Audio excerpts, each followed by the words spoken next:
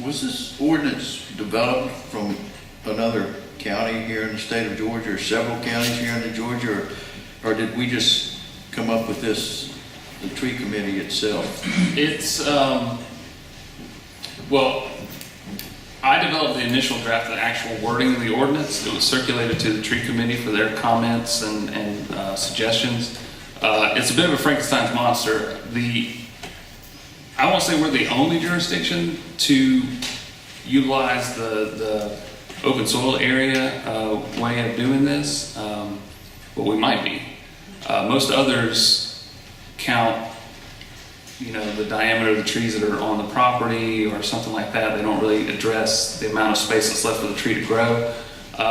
However, a lot of the technical portions of the ordinance, we do look at other jurisdictions, what they've done, what seems to work for them, and use that and incorporate some of those if they seem appropriate. So, that concept of open soil area, I think, is unique and is something that this tree committee developed on its own. A lot of the other technical aspects come from, some other ordinances or from other jurisdictions, or in some cases our own zoning ordinances. Richard's question about enforcement. Our code enforcement, how many officers do we have now? 6, 7, 4. And it's complaint driven. And, when you take that in consideration to how much controversy this issue has stirred up, I would say 4 code enforcement officers ain't gonna get it. Yes, sir, Commissioner Coleman, we have 4 code enforcement officers, the code enforcement division manager, and then in your proposed budget, there would be an additional code enforcement officer. Well, I'm a firm believer in don't make a law if you can't enforce it.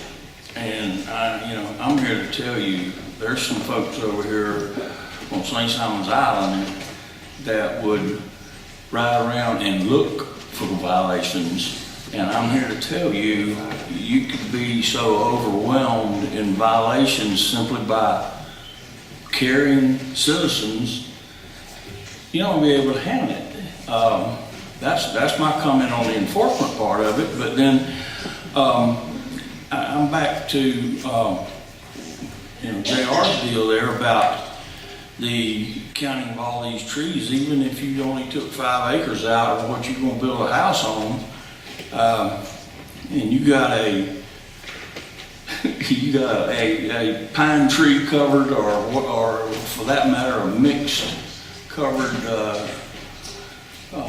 piece of property there, that to me I'm just thinking how that could get pretty expensive. I would think, if you got to get somebody to go out there and do this survey for you. And the third thing, I've been sitting here looking at that thing, listening to you guys talk. This is the most complicated piece of paper I've ever read. We're just talking about, I'm not saying we don't need to protect the trees, but I think we need to be concerned about how this is going to affect Glenn County as a whole. You got, face it, folks, I don't believe we're going to be able to use this to stop development, and I think that's something that has been brought up. And I don't know how many people would want to go through all of this stuff. Is it worth it? Is the bottom line here we're going to try to run folks off? My concern is, and another one of my concerns is people and contractors and developers that have already purchased park property.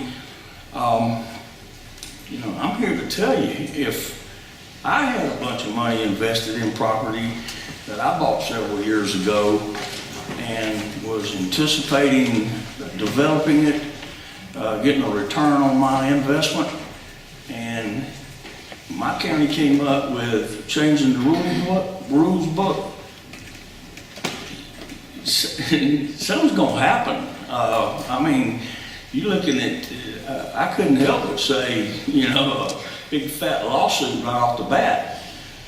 It just doesn't, To me, this is just too much for the common person to try to absorb and understand how all this stuff right here could be pointed at trees. And I'm just, once again, I don't cut trees down either, but when you get to the point where it's so complicated that you don't know whether it's a good thing to come to Glenn County and buy a piece of property, build a house and raise your family or not. So I'm looking at it from that direction too. Yes, sir. Commissioner Coleman, if I could tell you, I know Mr. Worley and the members of the Tree Ordinance Committee could give you much more background on their intent and how they arrived here, because this draft has existed since prior to my employment. I can tell you that the majority of properties that would be impacted by this, already the industrial, the commercial, most of the residential over an acre tends to be the development of entire subdivisions where they then subdivide and sell those home lots. So my understanding is that most of these projects are already going through our review process, so this would be a new step one before they came in to do that evaluation, just so we could capture that information and make sure we're preserving from the very start of the project. Correct me if I'm wrong here. If we got a 1 acre lot, and that 1 acre lot has three, maybe four 300-year-old live oak trees on it, and you just think it's the prettiest thing in the world, and this is where you want to build your castle. And your 1 acre lot, when you apply this formula right here, all of a sudden you don't have a 1 acre lot anymore. You've got 3/4 of an acre or a half acre that you can actually build on and not be in violation and out of compliance with this ordinance. That would be a huge concern to me, if I was an investor in property that, like you say, wanted to put, high-end houses on high-end areas over on that island, and I don't see what we're going to accomplish by this right here.